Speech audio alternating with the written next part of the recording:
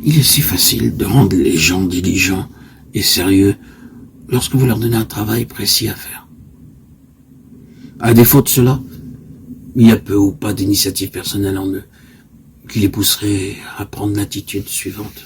Il est fort possible que Dieu ait quelque chose en vue, je n'en sais rien, mais je m'en vais mettre à profit ce temps actuel pour lui. De sorte qu'au moment venu, je serai prêt, s'il devait m'appeler. Si seulement nous prenions cette attitude, de nous rendre à l'évidence que de toute façon nous sommes partie liée avec le dessein de Dieu. Et si nous y appliquions de tout notre cœur, nous découvririons alors que nous étions déjà en plein dedans. Alors, notre présente situation est rattachée au dessein de Dieu, par un lien très fort.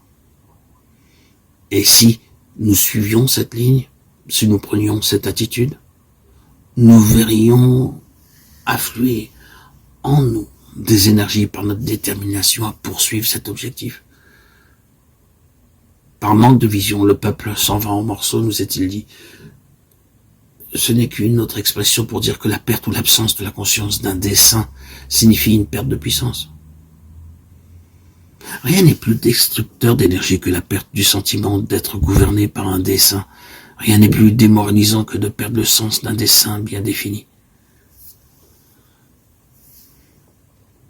Si l'ennemi peut trouver accès en nous pour nous donner le sentiment qu'après tout nous sommes mépris sur notre vocation, nous sommes trompés, notre vie, notre œuvre, et qu'en pensant que Dieu nous confie une tâche, bien que ce n'est pas vraiment le cas, que tout cela est faux, et qu'il n'a jamais eu cette pensée, alors, de toute évidence, l'ennemi nous a démonis par ses arguments mensongers.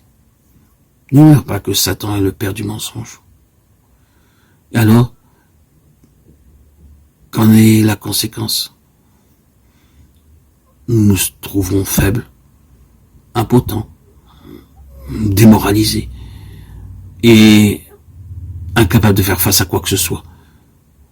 Il nous faut absolument éviter cela. Nous sommes appelés selon son dessein.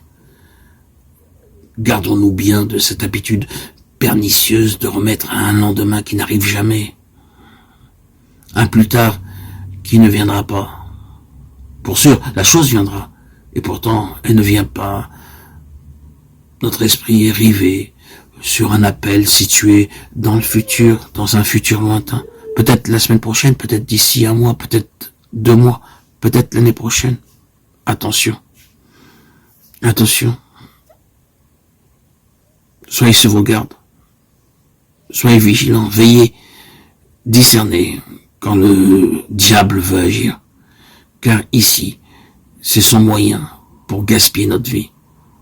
C'est aujourd'hui seulement, le jour où il nous faut connaître le Seigneur davantage, et autant que possible. La mesure de notre croissance dans la connaissance du Seigneur, aujourd'hui, est notre équipement pour le ministère élargi de demain.